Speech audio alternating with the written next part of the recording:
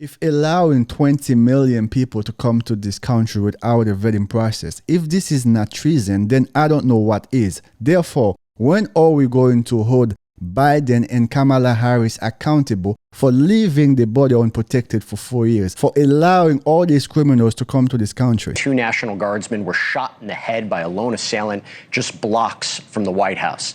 The suspect is reportedly a 29-year-old Afghan national named Ramanullah Lakanwal, who entered the United States in 2021. How do you go to a country like Afghanistan where people are killing each other? You take those same people and bring them here to live with the American people. What is the rationale behind that? What do you think is going to happen? The suspect opens fire on a group of National Guard members, leaving 2 in critical condition. The suspect is reportedly a 29-year-old Afghan national named Ramanullah Lakanwal, who entered the United States in 2021. When these people get to America, we give them free food, free housing, free healthcare, even pocket money. What do we get in return? Terrorist attacks. These National Guardsmen are heroes, and we must pray for their safety and their speedy recovery. Police flood the streets of D.C., the accused suspect in custody. Let me just say the quiet part out loud. President Biden is responsible for all of this and should be held accountable.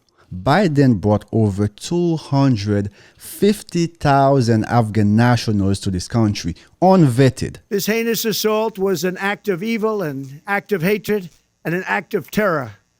It was a crime against our entire nation. It was a crime against humanity. Biden was on a mission to destroy this country. He did not just leave the border unprotected for 4 years, where millions of people flooded into this country. He also brought a bunch of Haitians, bunch of Venezuelans, bunch of Cubans, bunch of Afghans without a vetting process. As President of the United States, I am determined to ensure that the animal who perpetrated this atrocity pays the steepest possible price. The Department of Homeland Security is confident that the suspect in custody is a foreigner who entered our country from Afghanistan, a hellhole on earth.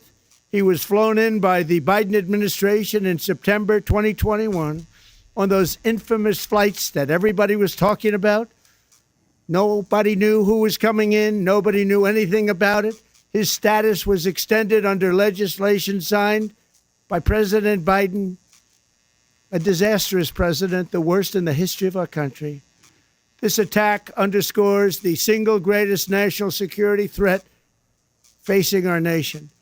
The last administration let in 20 million unknown and unvetted foreigners from all over the world, from places that you don't want to even know about. It is unacceptable for people that should not even be in this country to be hurting Americans. Unacceptable. And these people are not only creating national security concerns, we are also taking care of them. That's what's frustrating. Biden administration spent over $20 billion in these Afghans. $20 billion.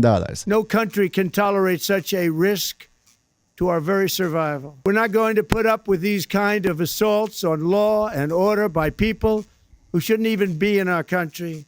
Deport them all. If you do not love this country, you have absolutely no business being here. Loving this country should be the prerequisite after you get here. We are also not gonna take care of you. It makes absolutely no sense for a bunch of foreigners to come here and the government has to take care of them. If you cannot support yourself, if you cannot take care of yourself, I'm sorry to say, you need to go back wherever you come from. A Fox News alert, the FBI is investigating this shooting of 2 National Guard members as an act of terror. Attorney General Pam Bondi joins us now. Good morning, Madam Attorney General, and happy Thanksgiving.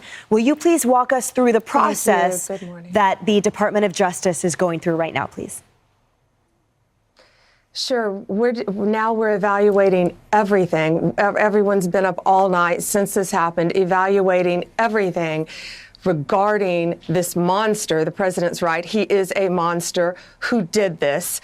You know, we have looked at, Emily, failed policies of Biden, from auto pinning violent felons being taken off death row to letting people into our country without proper vetting after the entire Afghanistan debacle. And it has been tremendously horrible for these young people's families who are going through this. Right now, we will base our charges based on their prognosis. They both came through surgery. I'm not going to talk about their conditions right now. I know their families are with them. I'd like to add something about the young woman. She volunteered to be there on Thanksgiving, working today. She volunteered, as did many of those guards, men and women, so other people could be home with their families. Yet now their families are in hospital rooms with them while they are fighting for their lives. So, just pray, everyone pray today for these two soldiers, these two guards, the man and woman.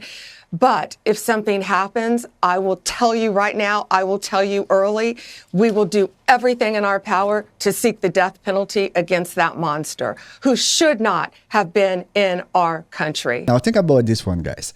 The Taliban has been in power in Afghanistan for nearly 25 years. Their members are everywhere in the country. So when Biden went and brought 300,000 from these people here to America, Biden had to know some of these people were gonna be killed. The president's remarks, I think, were among the most moving that I've ever heard. It was perfect for this incredibly tragic occasion, this heartbreaking, anguishing tragedy. Right before Thanksgiving, I think she spoke movingly and beautifully to what we've lost, but also demonstrated the tremendous resolve and determination to not only continue the mission these soldiers died for, but to expand the mission, declaring that far from being deterred, the commander-in-chief, our president, is sending 500 more troops to the city to show that no terrorism will sway us. And also having a conversation tonight with America, the conversation that we have to have with President Trump saying that Joe Biden, the Biden administration, the Democrats have inflicted on this nation the worst national security threat in our history. We've never faced a threat like this. 20 million people brought into our country from the most failed societies on earth. Afghanistan, Somalia, Libya, Iraq, brought here. No vetting, no conditions, no rules. Brought here on visas, brought here as refugees, brought here as asylees, brought here as illegals, brought here in every way imaginable, by plane, train, bus, automobile, by land, by sea. For 4 straight years, they deluged this country. And now more blood is being spilled as a result. What you heard tonight from President Trump, the breaking news here tonight, is saying that his government is going to accelerate efforts to review every person added to this country over the last 20 years, or the last 4 years, all 20 million. Now, obviously, if you're illegal, you're out automatically. But everybody else who was brought here, refugee, asylum status, whatever status, as he said, if you're not someone who loves this country, if you're not adding benefit to this country, then we're going to send you out of this country. Because it's enough already. No one else has to die. No one else has to be murdered. No one else has to be shot. No more empty seats are needed at the Thanksgiving table or the Christmas table because of what Democrats have done to this country. So tonight we heard from a commander-in-chief a historic announcement, a brave announcement, exactly what America needed to hear, Kellyanne. The immigration system here in America is broken.